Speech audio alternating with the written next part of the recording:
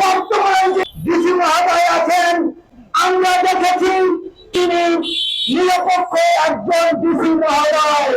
কোন দলের এজেন্ডা বাস্তবায়ন করার জন্য তিনি এখানে আসেননি। আজকে তার কাছে আমরা দেখেছি দল মত নির্বিশেষে যারাই লিগাল কাজের জন্য বৈধ কাজের জন্য তার কাছে যান, তার কাজটা তিনি সম্পূর্ণ করে দেন।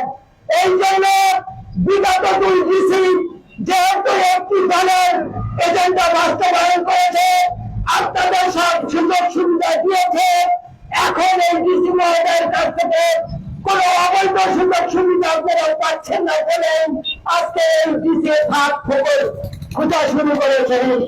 দুই ডিসি আমল একজন মোস্তাক সাহেব, একজন আফরোজা থেকে বদলি হয়ে গিয়েছিলেন। সারা সাতক্ষীরার মানুষ নাকি তাদের জন্য চোখের পানি ফেলেছিল। এটি উনি ভুল ব্যাখ্যা করেছেন। মোস্তাক সাহেব তিনি সাতক্ষীরাতে এসে একটি বিশেষ দলের এজেন্ডা বাস্তবায়ন করার জন্য সাতক্ষীরাতে এসেছিলেন। সাতক্ষীরাতে বিভিন্ন স্কুল কলেজ মাদ্রাসা মক্তব জামাত ইসলামী লোকজনদেরকে তিনি বসিয়েছিলেন। আজকে তার জন্য সাতক্ষীরাবাসী কাঁদেনি, কেঁদেছিলেন আপনারা মুসলিম কয়েকজন যারা তার কাছ থেকে সুবিধা পেয়েছিলেন।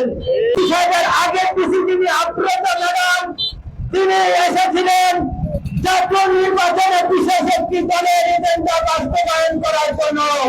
জাতীয় নির্বাচনে সাতক্ষীরাতে চারটি আসনে সূক্ষ্ম কারচুপির মাধ্যমে তার নেতৃত্বে নির্বাচন হয়েছে সাতক্ষীরাতে।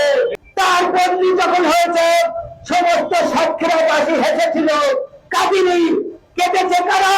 তার কাছ থেকে যারা সুযোগ সুবিধা নিয়েছে।